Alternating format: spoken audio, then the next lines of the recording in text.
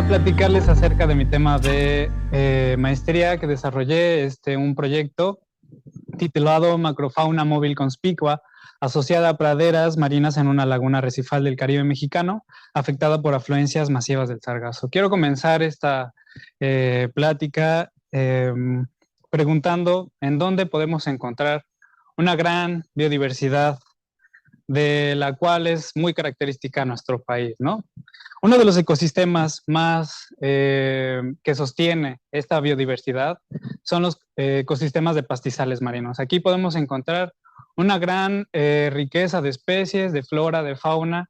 Podemos encontrar tortugas, manatís, peces, rayas, caballitos de mar, etcétera. Pero los animales más que abundan en estos ecosistemas son los invertebrados.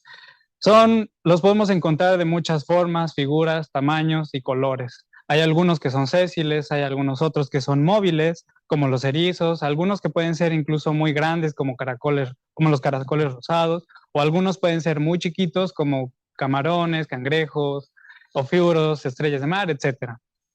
Ahora, ¿cuál es la importancia de estos invertebrados en estos ecosistemas? Bueno, les voy a platicar unos cuantos ejemplos de esta importancia. Por ejemplo, hay algunos invertebrados que realizan este proceso de la herbivoría, se alimentan de las hojas de los pastos marinos y puede fomentar el crecimiento de las praderas.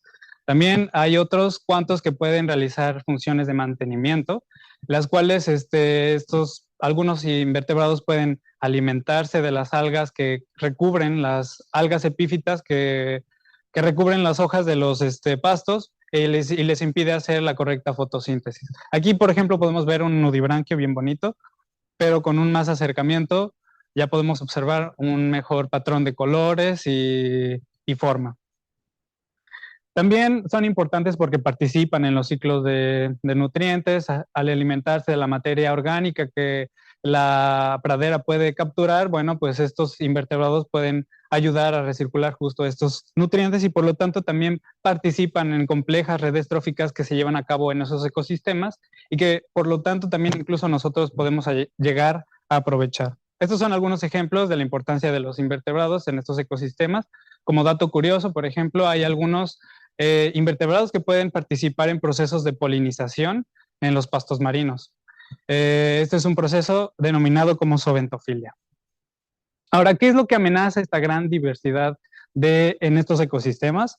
Pues como la mayoría de los invertebrados son bentónicos, están asociados, están amenazados precisamente al daño de la cobertura vegetal que se pueda hacer en el pastizal, por ejemplo. Los pueden afectar la pesca de arrastre, los anclajes que van fragmentando la pradera y por lo tanto va haciendo esos huecos de arena en la pradera, o incluso las construcciones de muelles, por ejemplo, ¿no? Pero hay otras amenazas que pueden perjudicarlos, que están más ligadas a la calidad del agua. Por ejemplo, mediante la contaminación se disminuye el agua y un tipo de contaminación que está afectando a los pastizales marinos es la eutrofización, que significa el incremento de los nutrientes en el medio acuático. Estos pueden traer consecuencias negativas como la disminución del oxígeno, el incremento de estas algas epífitas que recubren las hojas de los pastos, entre otras. Precisamente este tipo de contaminación la hemos estado observando, que está incrementando en las costas del Caribe mexicano.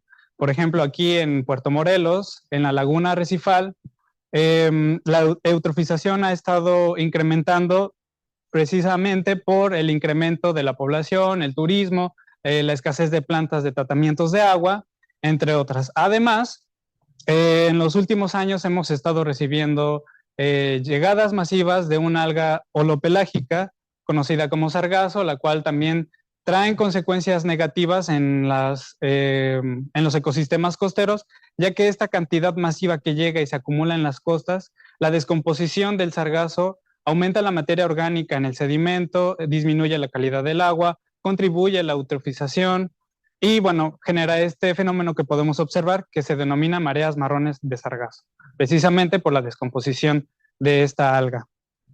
Cuando los eventos de marea marrón son muy fuertes, han llegado a ocasionar mortalidades masivas de la fauna, en donde pues hay muchos grupos de peces, crustáceos, equinodermos, fauna que justamente vive en las praderas marinas.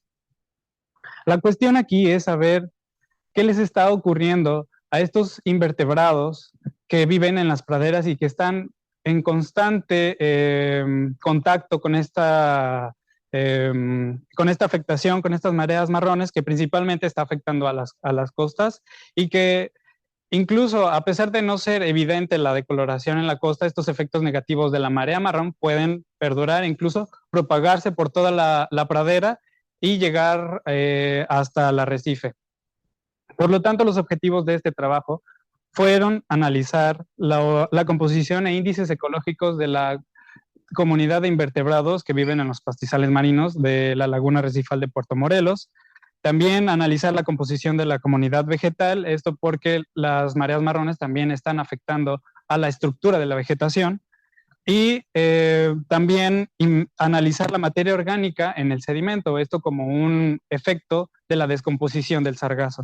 Y finalmente, relacionar o analizar esta asociación que tienen los invertebrados con algunas de las variables de la comunidad vegetal o la materia orgánica. Esto mediante un gradiente de afectación en donde, donde se seccionó la pradera, una pradera la pradera más cercana a la costa, después la laguna media y una zona de la pradera cercana al arrecife. El estudio se realizó en el Parque Nacional Arrecife Puerto Morelos, en donde se seleccionaron 4 sitios en cada zona. Se realizaron en cada sitio 3 transectos paralelos a la costa, con un total de 36 transectos, de mayo del 23 al febrero del 24. Estos transectos se realizaron mediante aplicación de una metodología que se basa en los censos visuales. El transecto de una longitud de 50 metros, en donde 2 buzos, uno de cada lado del transecto, registramos y contabilizamos todas las especies de invertebrados que se encontraron a lo largo del transecto. Paralelo a este transecto, se colocó otro transecto de la misma longitud, pero para analizar el cambio de la vegetación en el sitio. Aquí se aplicaron cuadrantes, 10 cuadrantes alternados, en donde en cada cuadrante se estimó los haces foliares para estimar también la densidad de las 3 especies de pastos, la longitud también de las 3 especies de pasto presentes en el sitio, y se aplicó la metodología para categorizar en porcentajes Brown Blanket, que incluye todas las especies de pasto y las algas que estuvieran presentes en el sitio. Además, se colectaron muestras de sedimento que se analizaron posteriormente mediante la metodología Lost on Ignition, en donde se tomaron 10 gramos de cada muestra y se calentaron en un horno mufla a unos 500 grados Celsius durante 3 horas para saber el contenido de materia orgánica que podría estar presente en el sitio. Los análisis que se aplicaron para los invertebrados fueron índices ecológicos compuestos que incluían la riqueza, abundancia, diversidad de Shannon, equidad de Pilo y dominancia de Simpson, curvas de acumulación y cobertura de muestreo, modelos lineales generalizados de los índices para saber cuáles eran estas diferencias entre las zonas y análisis multivariados como NMDS, SANOSIM y SIMPER. Para la vegetación se estimó la frecuencia, abundancia y densidad de todas las especies vegetales, la densidad y la altura de las 3 especies de pastos y un permanova para saber estas diferencias entre la costa. Igualmente, análisis multivariados como NMDS y ANOSIM. La materia orgánica, justamente, nada más se aplicó un permanova para ver estas diferencias entre las zonas. Y para ver la relación que tienen los invertebrados con estas características de la vegetación y la materia orgánica, se aplicó un análisis de redundancia, un RDA, en donde se seleccionaron estas variables como la materia orgánica, la densidad de las 3 especies de pastos, unas cuantas especies de algas como cianobacterias que pudieron explicar mejor la asociación que tienen los invertebrados a estas variables. Y bien, pues ¿qué fue lo que encontramos? 132 especies en estos censos realizados y 5.960 individuos. Fueron bastantes individuos los que se encontraron. dentro de los cuales el Phylum Arthropoda fue el que tuvo mayor número de especies, seguido del Phylum Mollusca, el Phylum Echinodermata y luego con 3 especies el Phylum Annelida. Estos invertebrados, sobre todo el Phylum Arthropoda y moluscos, son los más que tienen más abundancia y número de especies en praderas marinas, invertebrados móviles. Bueno, para los índices ecológicos, aquí podemos encontrar algo interesante. En el número de especies y en la diversidad de Shannon, los valores promedio fueron significativamente menor en comparación con la laguna media y la zona adyacente al arrecife. Es decir, que en la costa encontramos menos especies y menos diversidad. Sin embargo, pasa lo contrario con la dominancia de Simpson. En la dominancia encontramos que fue mayor en la costa y nos encontraron fue mayor, significativamente mayor que en las otras 2 zonas. En la abundancia y la equidad de Phylum nos encontraron diferencias significativas. En el NMDS, para ver la estructura de los invertebrados, se puede observar que la zona de la costa, los invertebrados que viven en la costa, mostraron una dispersión amplia a comparación de las otras 2 zonas. Prácticamente no tiene una interacción, una mayor similitud con las otras 2 zonas de la laguna. La comunidad que vive en la costa es diferente a la comunidad que vive en la laguna y la zona adyacente al arrecife. Incluso el ANOSIM lo puede comprobar con estos valores. Incluso el análisis, el porcentaje de similitud, podemos observar que la disimilitud promedio mayor fue al comparar la costa contra la zona adyacente al arrecife, casi un 90% de disimilitud promedio. Hay otra disimilitud también elevada al comparar la laguna media y la costa, y una menor disimilitud cuando comparamos la laguna media con la zona adyacente al arrecife. Y estas son algunas de las especies que contribuyeron principalmente a estas diferencias entre zonas. Quiero hacer aquí un hincapié sobre estas especies como Clibanarius tricolor y estas 2 especies de caracol de Ceritium, que, como recordarán, fue mayor la dominancia y abundancia en la zona costera, precisamente debido a estas especies. Bueno, y el análisis de redundancia se observa que la mayor parte de componentes y características de la vegetación no influyó mucho en la mayor parte de invertebrados. Son 132 especies las que vemos aquí, por eso se ve muy acumulado. Sin embargo, sí hay unas cuantas excepciones. Por ejemplo, Mitraculus coryphe se asoció positivamente al aumento de las algas calcáreas rojas. Ahora, si hacemos un acercamiento a esta zona, a este cuadrante superior izquierdo, la materia orgánica, la densidad de los Dulles Wright y las cianobacterias se asociaron positivamente entre sí, y también los invertebrados que se relacionaron a estas variables fueron los que fueron más abundantes en la zona costera. Ahora, entonces, ¿qué es lo que puede afectar la composición de invertebrados asociados a los pastizales marinos? ¿Qué es lo que nos podría dar esta explicación para ver estas diferencias entre las zonas? Bueno, les voy a platicar sobre 5 ejemplos, como puede ser el tipo de alimentación de algunos invertebrados, las características de la vegetación que pueden influir en esta distribución y composición de los invertebrados, los ciclos circadianos que algunos invertebrados poseen, las migraciones que pueden realizar, o incluso la influencia que tienen otros ecosistemas importantes y que pueden influir también en la composición de los invertebrados. Bien, pues la alimentación.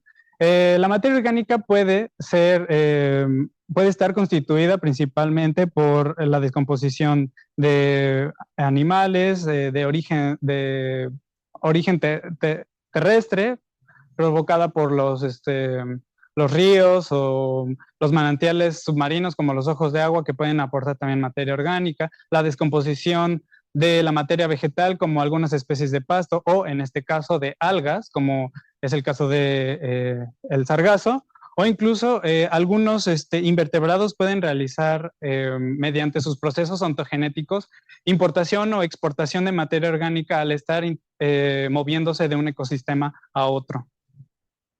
Como les mencioné en un principio, los invertebrados se relacionan a la materia orgánica porque se alimentan de ella. Esto les permite reciclar los nutrientes, transferir carbono orgánico al ecosistema y por lo tanto representa un recurso para estos invertebrados. Entonces, a mayor disponibilidad de este recurso, también puede influir en el aumento de la densidad de algunos invertebrados. Y es que precisamente observamos que en la costa hubo un mayor contenido de materia orgánica en contraste con las otras dos zonas. Y es que considerar la materia orgánica es importante porque se ha observado en otras lagunas del Caribe que ha influenciado en los cambios estructurales en la macrofauna béntica de los invertebrados asociados a pastizales marinos. El incremento de nutrientes también puede afectar pueden ser absorbidos por las plantas, diferentes especies de plantas de pasto marino, o por las algas. Sin embargo, las algas son un poco más eficientes a la hora de capturar estos nutrientes y por lo tanto esto ha llevado a un reemplazo, puede llevar a un reemplazo por las algas rizofíticas o epífitas, como son las cianobacterias, que aquí tenemos un ejemplo de cómo se ve en la zona de la costa, un incremento de estas algas. Lo cual, como también les mencioné en un principio, representa un recurso de alimentación de los invertebrados. Invertebrados que tienen hábitos de tipo detritívoros, como son precisamente los que fueron más dominantes y abundantes en la zona de la costa. De hecho, se han hecho experimentos en donde en condiciones de pocos periodos de contaminación por eutrofización, los invertebrados pueden optar por dos: aumentar su densidad poblacional, como lo mencioné, o aumentar sus tasas de alimentación. Sin embargo, esto es altamente dependiente del sistema, porque con una mayor contaminación por eutrofización, los invertebrados pueden llegar a estresarse y causar el efecto contrario, es decir, disminuir su población, su densidad poblacional. Entonces, esta reducción de la cobertura de pastos clímax puede ser importante porque esto puede puede generar una mayor fragmentación en la pradera. Y de hecho, se puede observar se observó que en Thalassia testudinum la densidad fue significativamente menor que en las otras zonas. Ahora aquí también tenemos una variación muy importante de Syringodium filiforme, este pasto que a veces se encontraba muy denso o en zonas en donde prácticamente encontrábamos como 2, 3 o muy poquitos haces foliares de esta especie. Igualmente para la altura, esta variación se ve muy, muy alta en la zona de la costa, tanto Thalassia como Syringodium. A veces encontrábamos pastos muy altos, como de 30 centímetros, o de plano muy, muy chaparritos. Lo cual esto puede pensar que se está fragmentando la pradera. E igualmente la composición de la comunidad vegetal, la zona costera, la comunidad vegetal que habitaba en la zona costera fue mucho más amplia y diferente que las otras dos zonas.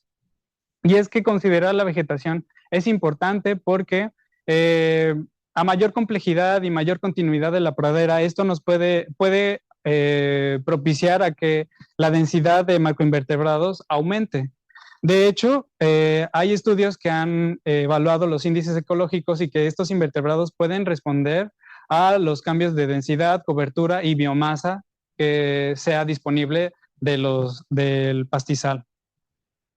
Bueno, por otra parte, hay invertebrados que, en la laguna Recifal se realizó un estudio en el que evaluó y analizó la composición de la comunidad de crustáceos decápodos asociados a pastizales marinos en verano del 95 e invierno del 98, y se observó que la noche fue significativamente mayor en la riqueza y la abundancia. Es decir, porque hay algunos invertebrados que tienen estos hábitos nocturnos. Estos hábitos nocturnos de los invertebrados les puede ayudar para evitar la depredación, para reproducirse, incluso para salir a alimentarse y forrajear. Esto de alguna manera pudo representar una dificultad en los censos visuales diurnos. Sin embargo, las curvas de acumulación de especies las curvas de acumulación de peces y la cobertura de muestreo mostró que hubo una buena representación de la fauna registrada. Y además considero que los invertebrados que se pudieran haber encontrado en la noche hubieran marcado aún más estas diferencias entre las zonas.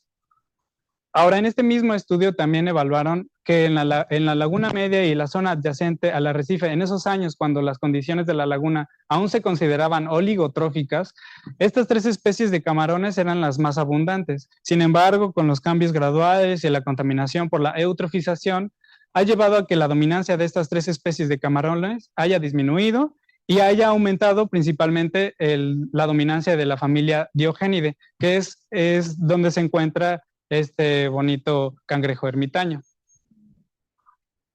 Lo cual esto nos podría hacer pensar que este invertebrado puede estar aprovechando bastante bien las condiciones cambiantes del ecosistema.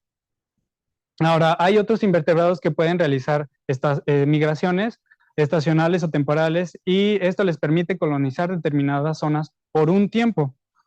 Por ejemplo, un invertebrado también muy abundante de la zona costera, Ceridium atratum, que le gusta vivir en zonas de pastos y de algas por alimentarse justamente de esto, tienen este rasgo particular que es congregarse, agruparse para su reproducción. Hay otros invertebrados que realizan migraciones de un ecosistema a otro, como es precisamente también el caso de este bonito ermitaño, Clibanaris tricolor, que también lo podemos encontrar en ecosistemas arrecifales.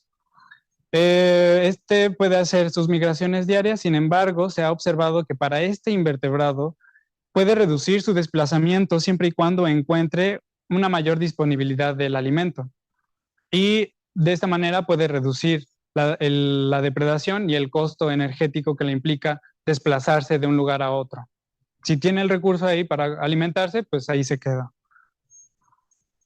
Y bueno, pues precisamente aquí también podemos observar que la influencia con otros ecosistemas puede ayudar a generar estas diferencias en la diversidad y composición de invertebrados. Por ejemplo, la cercanía con un ecosistema arrecifal puede, por ejemplo, por el movimiento del oleaje, las corrientes, puede darle una mayor complejidad del hábitat a los ecosistemas que están más cercanos a las praderas que están más cercanas al arrecife. Porque, por ejemplo, pueden haber más rocas o corralitos y de alguna manera los invertebrados pueden utilizar estas nuevas características del ambiente para ocultarse y evitar la depredación. Y entonces, tener un arrecife es una ventaja para muchos invertebrados porque aporta una mayor heterogeneidad en el hábitat, hay mayor conectividad entre especies, va a disminuir la fuerza del oleaje, disminuye las diferencias en la marea e incluso disminuye el estrés térmico. Y bueno, pues para concluir, quiero decir que entender las variables que estructuran la diversidad y la composición de invertebrados es muy importante para conocer el correcto funcionamiento y la salud del ecosistema. Es así que se encontró que los índices ecológicos como la riqueza y la diversidad de Shannon fueron menores en la pradera cercana a la costa, pero la dominancia, como les mencioné, como les mostré, fue alta de estos invertebrados. La composición de la fauna fue variable y diferente en la costa. Este es un punto importante porque los invertebrados móviles más abundantes se relacionaron positivamente con el aumento de la materia orgánica y las cianobacterias. La vegetación fue diferente y muy variable en la zona costera, sin embargo, tuvo una poca influencia en la estructura de la comunidad de invertebrados. Y a pesar de que no se distinguieron diferencias entre la laguna media y la zona adyacente al arrecife, eso no significa, la composición y la estructura de los invertebrados puede cambiar si aún permanecen todavía esta mal planeación y este crecimiento desmedido de la población, agregado a estos efectos naturales como es las arribazones de sargazo que pueden aumentar y contaminar más el ambiente. Y por lo tanto, estas diferencias se pueden empezar a ver más sesgadas. Y bueno, pues quiero agradecer al posgrado de Ciencias del Mar, al CONACYT, al Crustalab por el apoyo, al apoyo de el Laboratorio de Pastos Marinos y a ustedes por su valiosa atención. Muchas gracias.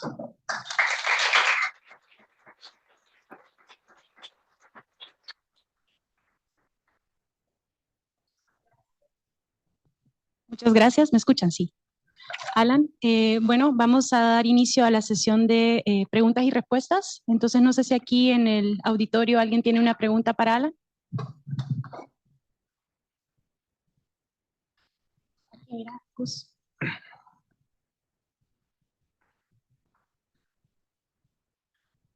Hola, Hola, Rodrigo. hola. Hola.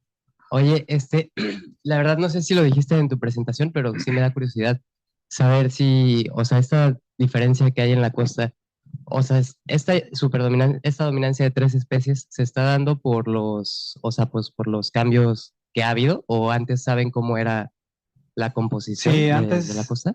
como lo mencioné, justo en los invertebrados, en este caso fueron crustáceos. Los crustáceos dominantes en condiciones oligotróficas eran estos tres invertebrados, estos camaroncitos, en la laguna media y en la zona adyacente al arrecife. Y en la Pero costa, ¿no? en la costa no hay un registro, no hay, no hay un registro de los invertebrados, pero bueno, nos puede dar una idea, ¿no? De cómo es que ha cambiado el ambiente y la dominancia de ciertos grupos por estos efectos de contaminación, por eutrofización. Va que va. Gracias. Nada. Denise, ¿alguien por allá en el auditorio virtual? Nadie.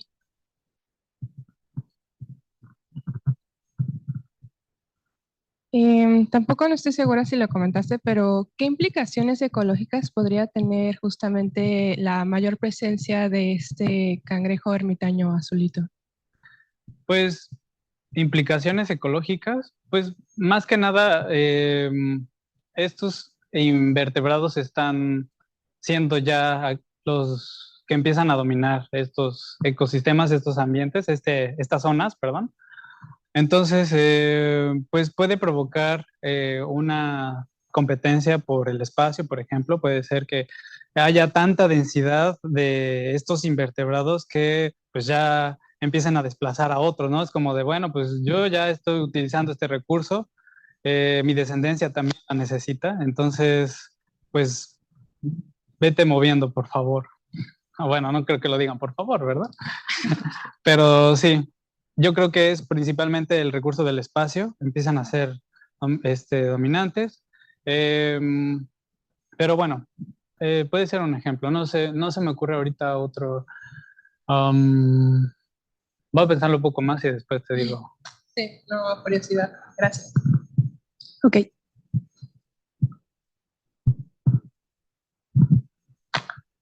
Bueno, primero que todo, felicidades. Gracias. Gracias por la presentación. Quería hacer una pregunta. ¿Qué tendencias esperarías, ya debido a que han disminuido bastante pues, la ocurrencia de sargazo y la marea marrón de sargazo en sobre todo en estos últimos años? En este caso, que eso continúe, ¿qué tendencias esperarías en el cambio de la fauna? Bueno, como mencioné al final de la conclusión que si perduran estos efectos negativos de la contaminación, pues lo que va a hacer es que puede que las densidades de estos invertebrados siga aumentando y siga aumentando. Entonces puedan recorrerse más y ya no nada más vamos a encontrar una dominancia de estos invertebrados, pocos invertebrados en la costa, sino que cada vez va a ser un poco más hacia la laguna media o incluso hacia el arrecife. Es decir, la diversidad va a empezar a hacerse un poco más plana o ya no va a haber una gran diversidad, se va a reducir la diversidad, es lo que yo puedo suponer. Si es que si aún continúan estos efectos de eutrofización. ¿Y cómo diferenciarías el efecto de eutrofización de desarrollo costero de lo que está llegando por sargazo?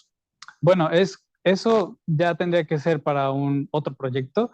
Sería muy interesante desarrollarlo, pero pues mediante, por ejemplo, puede ser experimentos, ¿no? O sea, la descomposición del sargazo, ves cómo se están alimentando los invertebrados, no sé, para diferenciarlo. Al final de cuentas, yo creo que tampoco sería muy bueno, porque al final de cuentas es un recurso alimenticio. Entonces, los invertebrados no van a discernir, ay, esto viene del sargazo, esto va para mí, ¿no? O sea, pues es materia orgánica, va a venir, va a proceder de invertebrados muertos, de peces muertos, de el drenaje que viene de aquí, de Puerto Morelos, etcétera.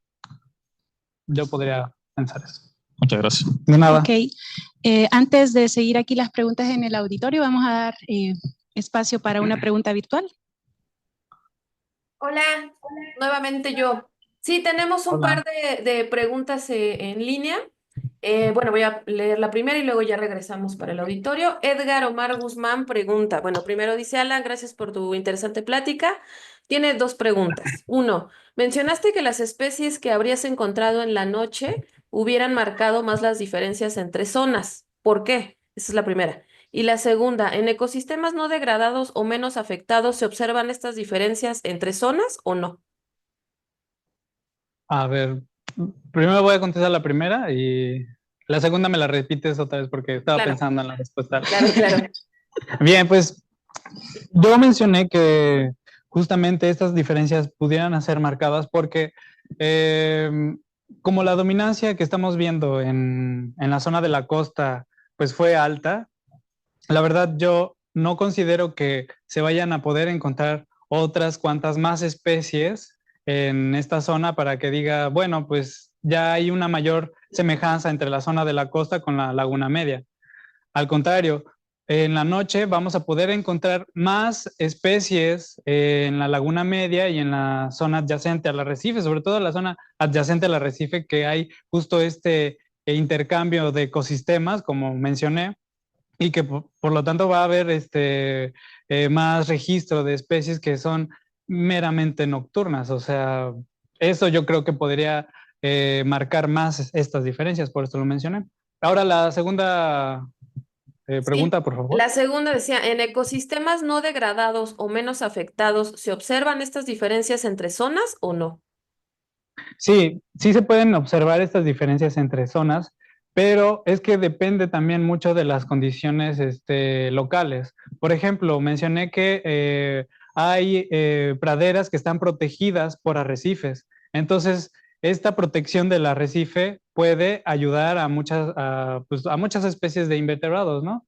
Y los índices ecológicos pueden ser totalmente diferentes de aquellas que están más expuestas, de que no tienen esta protección al arrecife porque están con mayor fuerza de oleaje, con mayor corriente, con mayores diferencias en la marea, etcétera. Entonces sí se puede encontrar esas diferencias en otros lugares, pero va a depender también mucho de las condiciones locales. Muchas gracias, Alan. Aquí en el auditorio, Pati. ¿Has aprendido? ¿Sí? Okay. Gracias, Alan, Sí. por tu plática. Yo tengo curiosidad, o sea, el trabajo que tú hiciste o el muestreo lo hiciste en los años 23 y 24 y no hubo arribazón de sargazo. La pregunta es, o si hubo, no sé. Sí hubo. Okay. Sí hubo, pero pues es que justo la arribazón es variable, ¿no? O sea, a veces tenemos arribazones muy fuertes, como el 2018, que llegan en cantidades masivas, pero como en el año 2023 llega poquito sargazo, sí siguió generando marea marrón, porque por ejemplo estas fotos, tengo fotos muy obscuras en mis muestreos que pues no fueron como de, ay, pues hoy no hay marea marrón, ¿no? Sí, o sea, y sobre todo porque estos efectos pueden prevalecer de la marea marrón, a pesar de que no sea visible la decoloración en la costa. Perdón de interrumpir, disculpa. No, está bien. O sea, también mi observación iba a que los efectos de la marea marrón son a largo plazo, digamos. Y entonces, o sea, aunque no lo observas de momento, de todos modos ahí está presente, ¿no? Y porque es impresionante cómo la costa es súper diferente y de amplia variación. Sí, justo si de por sí la dinámica en la zona de la costa pues es alta, ahora yo estoy seguro que se está siendo mucho más dinámica que antes, ¿no? O sea, y esto, como mencioné, efectos a largo plazo pueden ser la disminución de la cobertura vegetal, esta fragmentación del pastizal y por lo tanto tener más huecos en el pastizal puede justo llevar a que las poblaciones, incluso de invertebrados, se puedan fragmentar, ¿no? Generar metapoblaciones, etcétera, ¿no? O sea, pueden causar otros efectos indirectos y a largo plazo. Gracias. De nada. Ok, no sé si hay una pregunta en línea, ¿no? Sí, todavía Ok. tenemos un par más. El doctor David Salas dice, una plática muy interesante, felicidades. Tengo dos preguntas. Una, ¿en tu análisis consideraste variables ambientales como las corrientes, temperatura, salinidad, densidad y transparencia? Esa es la primera. ¿La quieres Ok, contestar o te gracias, leo la gracias. segunda? La Gracias primera, si quieres. Ok, gracias por adelante. excelente servicio. Bueno, pues sí, no consideré otras variables porque yo consideré sobre todo la materia orgánica, que fue una variable muy explicativa a la cual los invertebrados pueden estarse asociando. Si recuerdan la tabla que mostré sobre las variables que utilicé para generar el modelo de análisis de redundancia, pues fueron bastantes, porque no nada más, además de la materia orgánica, también se consideré la estructura vegetal, porque como si fuera el hábitat de los invertebrados que están utilizando y que puede estarse también reduciendo, y por lo tanto esas variables yo consideré que fueran las más importantes. Sin embargo, siento que también para poder ampliar el estudio se podría considerar estas otras variables ambientales que pueden también explicar estas diferencias o esta influencia en la composición de invertebrados, porque sí, justamente llegan a ser variables importantes que puedan modificar y estructurar la composición de la comunidad de invertebrados. Ok, te leo la segunda. Mencionaste complejidad. ¿Cómo entiendes la complejidad en tus sistemas y cómo la medirías? Complejidad. Cuando mencionaste, creo que el tema de los arrecifes y los pastos, tal vez. Ah, bien, ok. Mencioné complejidad porque hay praderas que llegan a ser homotípicas, creo que me parece que se llaman, que solamente es una especie de pasto que hay y no hay otro tipo de algas o de otros elementos que pueda ser parte de la pradera. Entonces, bueno, una mayor complejidad, a eso me refiero con complejidad, porque tener variedad de especies de pasto, algas e incluso otros invertebrados sésiles como esponjas, rocas coralinas, incluso corales, etcétera, otros, eso le da mayor complejidad, a eso me refiero con complejidad. Por lo tanto, pueden ser valiosos recursos para los invertebrados. Entonces, bueno, yo lo mediría evaluando justo estos componentes, ¿no? Como considerar esponjas, rocas arrecifales, las especies de pastos, las especies de alga, las alturas, que bueno, en este caso consideré eso, etcétera, ¿no? Yo creo que de esa manera. Ok. Muchas gracias. ¿Lorenzo? Gracias, ahí se oye, ¿verdad? Sí. Gracias, Alan, muy bonita la presentación. Dos preguntas. La primera es, o sea, tienes varios sitios y sobre todo viendo tu MDS, creo que era el MDS, Ajá. la variación en los sitios de la costa es muchísima. Entonces, ¿qué tanto puedes decir de las diferencias entre los sitios que usaste? Ah, bueno. Te lo digo porque claramente hay un gradiente y también puede haber hasta un gradiente de afectación, ¿no? Sí, justo. Pues los sitios también, por ejemplo, la costa, que fue muy variable, los puntos que representan la comunidad de cada transecto fueron muy dispersos. Es decir, si estuvieran un poquito más congregados, pues diríamos que hay una mayor similitud de esos sitios. Sin embargo, la amplitud, o bueno, la dispersión es muy grande en comparación de las otras zonas. Entonces, bueno, sí, esto puede significar que dentro de la misma zona de la costa hay mucha variación en la composición de invertebrados, porque claro, no nada más en algunos transectos que realizamos encontramos nada más estas únicas 3 especies, ¿no? También encontramos otras cuantas más, otras que, por ejemplo, como mencioné, está también ligado a la dispersión o la variabilidad de la cobertura vegetal, donde a veces encontrábamos mucho pasto y a veces no encontrábamos nada. Donde encontrábamos mucho pasto, pues también encontrábamos otras especies de invertebrados que justo pudo haber ocasionado estas diferencias y estas diferencias en la amplitud o dispersión de la costa, por ejemplo.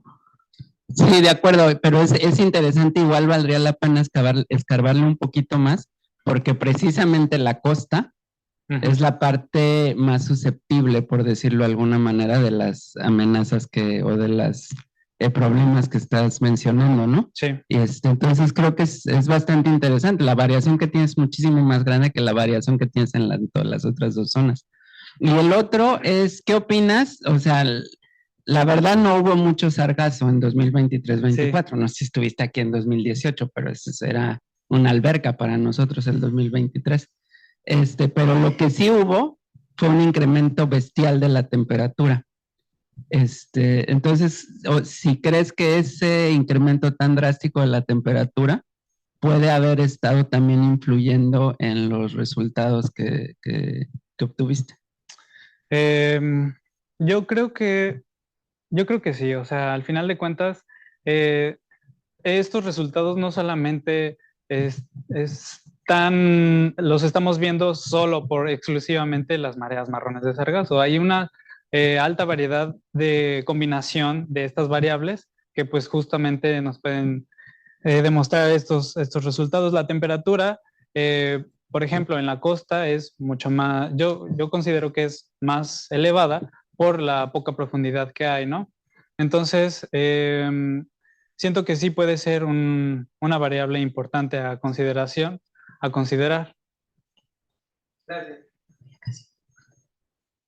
Sí, vamos a dar chancecito a otras preguntas porque estuvo en tiempo y forma la presentación. Te dejo.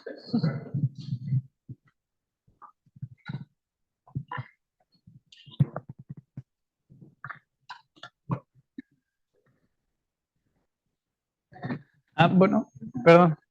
Sí, no, está bien. Que se me acaba de ocurrir otra cosa. Muy bien. A ver, vas. También para ligarlo un poco sobre la temperatura, que hay, por ejemplo, invertebrados que tienen estas características especiales que tienen pues justo las conchas, ¿no? O cangrejos ermitaños que justo evitan el día para evitar el calor o estos efectos de la temperatura y por lo tanto pues puedan ser evitados, ¿no? Y pues puede ser una variable importante. Ya. Gracias. Gracias. Me gustó mucho tu presentación.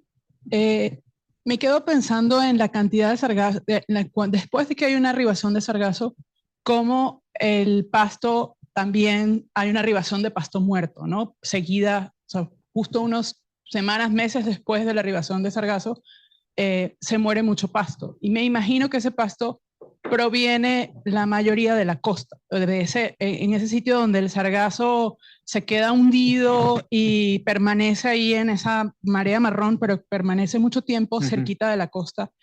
Y quisiera saber si encontraste alguna relación entre la densidad de pastos y la materia orgánica, o sea, porque atribuyes mucho de tus resultados a la concentración de materia orgánica, sí.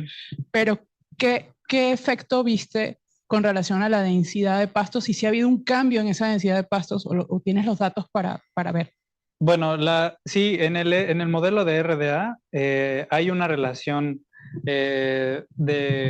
por ejemplo, lo que yo vi aquí fue esta.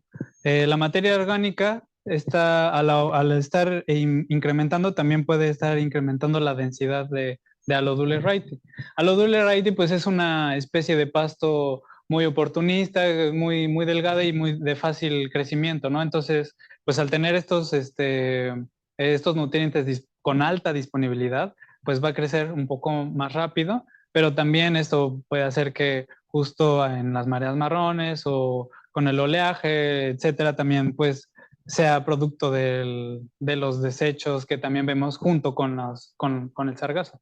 Entonces sí hay una relación de la materia orgánica con el incremento, por ejemplo, aquí de Alodule Wrighty, pero también yo siento que la cantidad de nutrientes que está disponible en el ambiente también las están aprovechando otras especies de pasto. Por ejemplo, Syringodium filiforme, habían justo, otra vez me regreso a esta enorme variación que vimos en la altura y densidad de esta especie de Syringodium, porque a veces sí, no encontrábamos nada, pero puede ser atribuido por el sustrato, por otras cosas, ¿no? Pero al final de cuentas, cuando en la costa encontrábamos muy densa esa zona de Syringodium, pues sí, exacto, yo pienso que está aprovechando bastante bien también esos nutrientes disponibles en el ambiente. Ok, creo que tenemos una pregunta en línea y después Sí. el resto. Ok, tenemos una de Verónica. Excelente presentación, Alan, muchas felicidades. ¿Los ermitaños pueden competir por las conchas de Ceritium? ¿Eventualmente pueden llegar a ser un recurso limitante? Un recurso... No, bueno, yo creo que no. O sea, al final de cuentas, pues son invertebrados muy abundantes los dos, ¿no?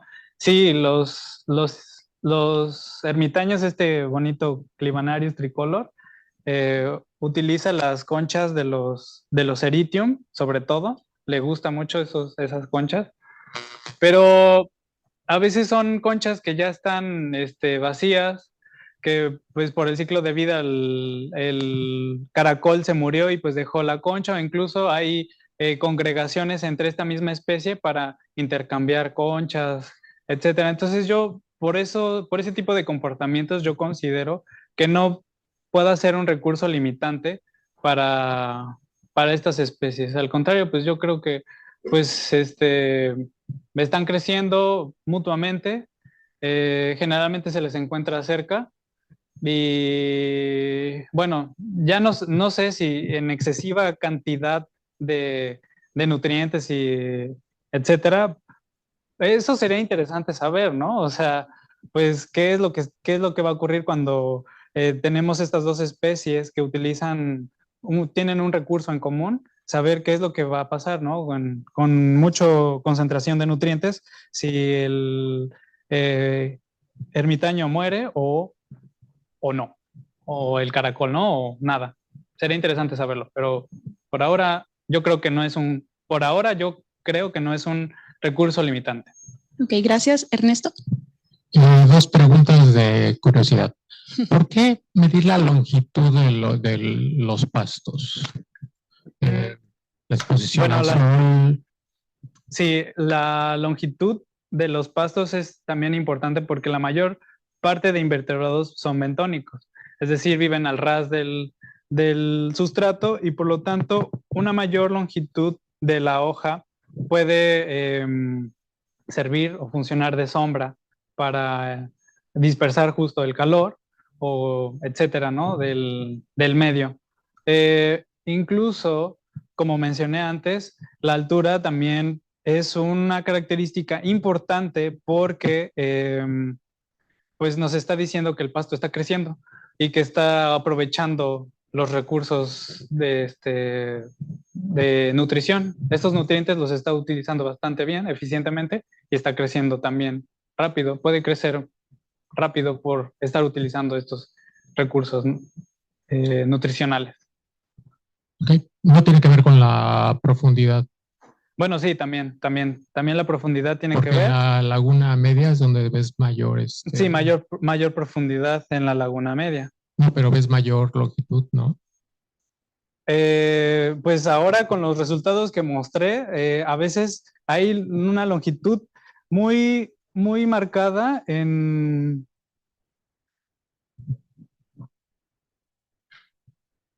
Aquí está.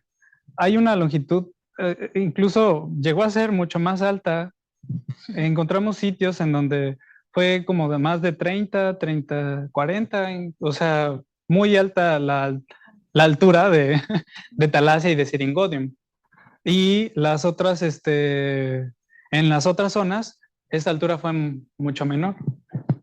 Ok.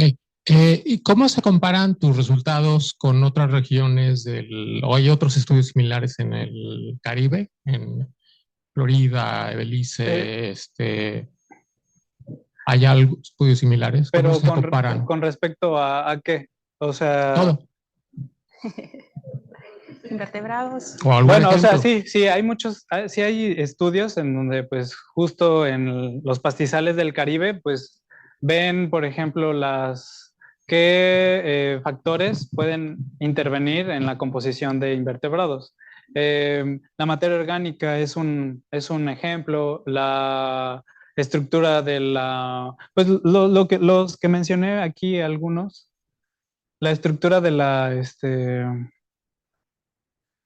de la comunidad de pastos, la biomasa, no la encuentro ahorita, pero la biomasa, la densidad, la altura, o sea, características de la vegetación, la cercanía con otro arrecife. Sí han hecho estudios en donde han comparado los índices ecológicos que se encuentran y que pueden ser diferentes como mencioné, en una pradera protegida por un arrecife que aquellas que no están protegidas por alguna barrera física, por ejemplo. Esos estudios que se han hecho, por ejemplo, en otras lagunas del Caribe, incluso en la región, por Campeche, también han realizado estudios acerca de la composición de la fauna. Ok. Vamos a dar tiempo para una preguntita más virtual y una presencial. Ok. Y luego... Súper. Tengo una de la doctora Elba Escobar. Pregunta, ¿qué tanto la conectividad por la corriente mareal y la circulación regional influyen en la presencia de las especies de crustáceos que tienen fases larvarias? ¿Cuáles serían los mecanismos de retención en la laguna? Bueno, pues, ¿me puedes repetir la pregunta, por favor? Ok. ¿Qué tanto la conectividad por la corriente mareal y la circulación regional influyen en la presencia de las especies de crustáceos que tienen fases larvarias? ¿Cuáles serían los mecanismos de retención en la laguna? Sí, pues es que influyen mucho, o sea, las corrientes es el mecanismo que utilizan varios crustáceos para, pues, bueno, para dispersarse, para moverse, y sobre todo en etapas larvales, ¿no? Por ejemplo, la langosta espinosa, Palunir argus, que pues en su etapa larvaria de filosoma va migrando del océano hacia las praderas marinas, aquí por ejemplo de Puerto Morelos, donde ya es puerulo y juvenil, etcétera, pasa por todas esas fases, pero justo utiliza estas corrientes marinas para transportarse. Aquí la cuestión yo creo que también es importante sí considerar la corriente porque el hecho de que haya un arrecife muy cercano a la costa pues genera una especie como de alberca natural y por lo tanto la fuerza de la corriente disminuye, ¿sí? Y eso puede hacer que muchas especies de crustáceos, no solo de crustáceos, de otros invertebrados, puedan quedarse, asentarse en las praderas marinas. Y bueno, esta es también una función importante de las praderas marinas, que es ser nursery, ¿cómo? ¿Criaderos? Criaderos, sí, exactos. Criaderos de varias especies juveniles, ¿no? Vuelve a retomar el ejemplo de la langosta espinosa que pues en sus fases juveniles va a crecer y desarrollarse en las praderas o incluso en manglares y ya cuando está más grande migra hacia los arrecifes. Pero sí, es importante considerar la corriente. Tal vez pon tu correo electrónico para que las preguntas que quedaron pendientes en línea te puedan contactar. Y aquí tal vez una última pregunta en presencial, no sé si alguien tiene. O si no, le seguimos en el convivio para ahondar un poquito más. Pues, si les parece, damos por terminado la parte de preguntas, Denise. Sí, Justo, ok. nada más comentarles que quienes se conectaron después, yo sé que quizá hay una confusión con el horario, no se preocupen, va a estar disponible en nuestro canal de YouTube. Perfecto, muchas gracias. Gracias, Denise, Gracias a Gustavo, ustedes. Alan, por su presencia a todos y a todas. Muchas gracias.